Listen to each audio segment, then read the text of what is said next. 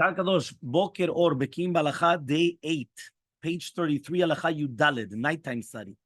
The Rambam wrote, Torah wisdom cannot repose in the breast of someone who studies in a relaxed manner, or those who insist on keeping themselves filled with snacks and beverages. It is found only among those who kill themselves over it, meaning that they deny themselves a necessary pleasure or a necessary relaxation in sleep. Okay? That's the concept. So although the mitzvah of Torah study is equal during the day and during the night, the person gains the bulk of his wisdom through nighttime study. Therefore, anyone who wishes to gain the crown of Torah wisdom must take care not to allow even one night to be spent in eating, drinking, and sleeping in conversation.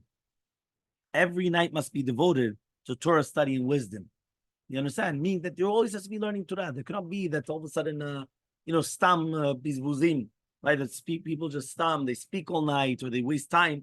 No, chilling, exactly, no chilling.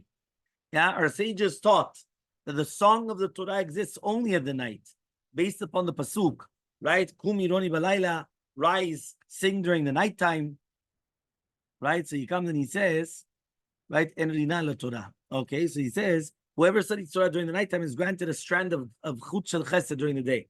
This is derived from the pasuk. Hashem commands His kindness during the day, and at nighttime, right, His song is with me a prayer to my life's master. Right? Any household where the words of Torah are absent at night will be consumed by fire. As the pasuk says, wherever his secrets are hidden in the darkness, that place will be consumed by a spontaneous fire. Fine. Number 20. Yeah, it says really like this. The Midrash relates that before Yaakov Vinu left for Eretz Yisrael, for the house of Lavan, he spent 14 years in the yeshiva of Shem Va'ever. Throughout the entire period, he never laid down to sleep. Only afterwards, on his way to Haran, did he lie down. Another Midrash says about David HaMelech, that he used to have a harp, right, a string instrument over his bed. At midnight, when the northern wind would blow, the strings would begin to play, waking up David HaMelech. He and his students would then rise and study until dawn. David Yetzirah tried to dissuade him from this behavior, arguing, "You're the king. Kings sleep until late in the morning. Why do you rise at midnight?" But David HaMelech repels this argument, saying that Hashem's honor is far more compelling than his own honor. Our Chachamim taught that if one must nap during the day, one should sleep no longer than a horse's nap, just a few minutes. They related that Rav Chasta's daughter once complained to him that he did not allow himself enough time to rest. He replied, "Soon enough there will be plenty of time to rest." That's in his grave. But right now, I barely have time for Torah mitzvot. What do you want? The Midrash Tanchuma states that anyone who looks forward to wealth and ease will not succeed in learning Torah, right? Oral Torah. It needs great sacrifice and a minimum of sleep. In the Tana of Eliyahu, it says our sages taught that if someone accustoms himself to eating, drinking, and sleeping excessively, he'll become impoverished in Torah wisdom. Citing the pasuk, "Do not love sleep, lest you become poor." Yeah, so that's where you have it there. Right? If you love sleep, that's it. You're going to become poor. Open your eyes so you'll be satiated with bread. Right? He says they taught that the words of the Torah do not become internalized in a person's heart unless he tires himself for them. The divine spirit declares, "My children, although I've granted you abundance in this world, and even more in the times of the Mashiach, the world to come as a bonus reward, do not belittle the Torah by engaging in time in eating, drinking, and sleeping." And therefore, Rabbi Levi promised, HaKadosh Baruch Hu cast a chut shel chesed of Torah study, the one that's learning at night. He deduces from the pasuk, okay, during the daytime. Nachman promised that in the reward for the learning and sleep at night, HaKadosh Baruch Hu enabled Torah to bask in the splendor of the Shekhinah in the world to come. The Shekhinah, the Chachamim say that when the righteous sleep, it's a loss for them and a loss for the entire world. Rashi explained that when the righteous engage in Torah study, they protect all the people of their generation. When they are idle from Torah study, the world is prone to calamity. Based on this pasuk, all God's servants who stand in the house of God during the night times, right? Rabbi Yochanan said, if Torah scholars spend their nights in Torah study, Hashem considers it as if they were offering him the sacrifices. Our sages also stated, if someone studies Torah during the nighttime, the Shekhinah will be present wherever he is. This is derived from the psukim. I place Hashem in front of me constantly. Okay, that therefore I'm not going to move my right hand, which is the Torah. And rise, sing during the nighttime, pour your hearts out like water. Okay. One second. Our sages asked Rav Ada Bar Ava, right, what special merits he possessed, and replied that he never slept the full night. He always cut his sleep short so that we would have more time for Torah study. The Rashid Chochmah also said in Yerushalmi. The Yerushalmi said that anyone who studies Torah without fanfare will not forget what he's learned right? And he's compared to this midrash, teaching that the Torah could be compared to a princess. A princess is not revealed to herself to anyone other than the king's closest friends. There's little doubts, therefore, that when someone studies Torah at nighttime, its secrets are more likely to be revealed to him than during the daytime. At night, one's activities are more hidden from the public view. The pasuk declares, wisdom is found with the modest. Rabbi Yaakov ben Chanya said, if someone is awake during the nighttime and does not spend time in the Torah study, it's better that he would have been strangled to death at birth. Right? Powerful words. Rabbi Yonah, right, wrote, he says that when someone toils in Torah study and denies himself sleep to study more hours, he's no longer needs other forms of punishments to atone for his sins.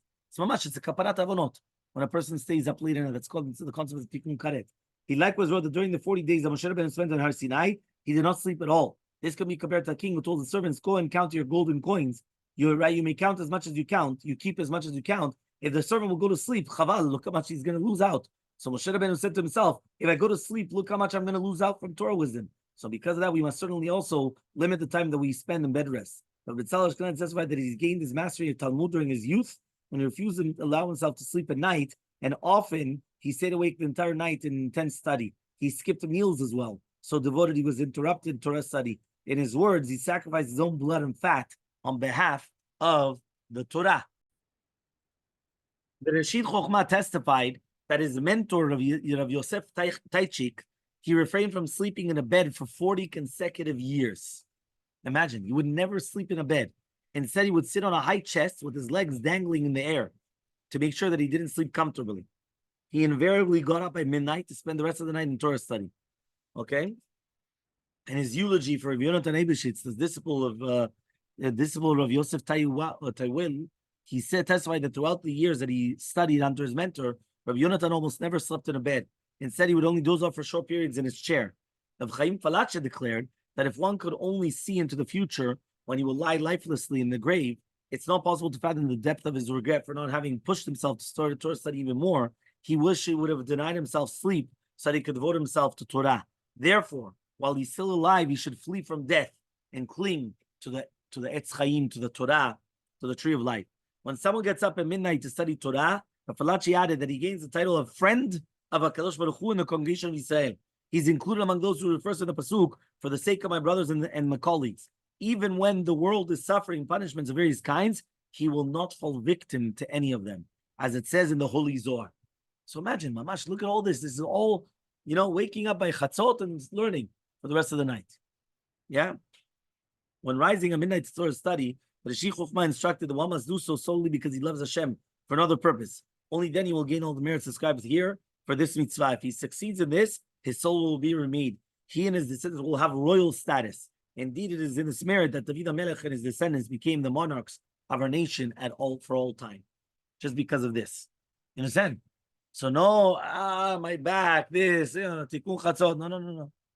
Only for Hashem. Nobody knows about it. Okay? Writing about himself.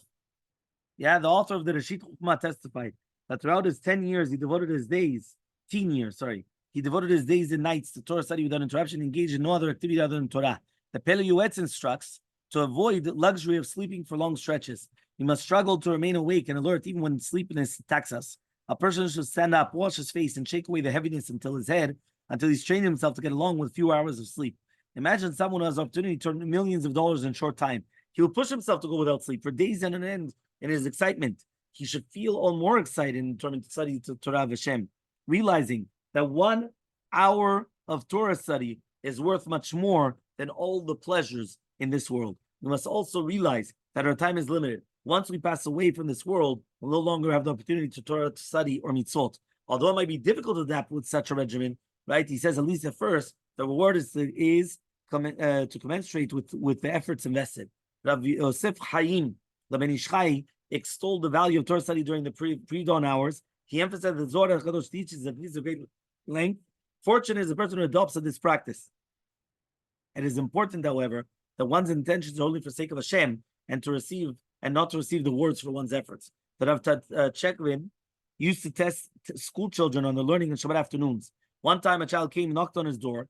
After waiting a few minutes, he knocked again and again. Finally, the rabbi opened up the door and told the boy gently, if you knock on a door once or twice and no one answers, you should suspect that the person inside are resting in bed. The boy's eyes widened and he replied, I never imagined that the Rav goes to sleep on Shabbat afternoon. He says, from then on, the Rav of Cheben never napped on Shabbat afternoon. Yeah, because once the boy told him that, that's it. He never rested again on Shabbat afternoon. So fine, on the top, he says over here, on the top, our sages taught, on 34 on the top, our sages taught in the Ravine, the purpose of the moon's creation is to enable people to study Torah by its light at nighttime. This means that we must be more diligent in Torah study during the night than during the day. Wasting one's time at night incurs a great punishment and sin of wasting during the day. Meaning it's worse to waste time during the nighttime than during the day. Okay, even in the midsummer, when the nights are very short, right? He says one should still devote a little time at night to Torah study. Beginning with the evening of the Tu B'Av, one should increase this amount of time daily, right? In keeping with the Chachamim's teaching, he who does not add more will meet his end.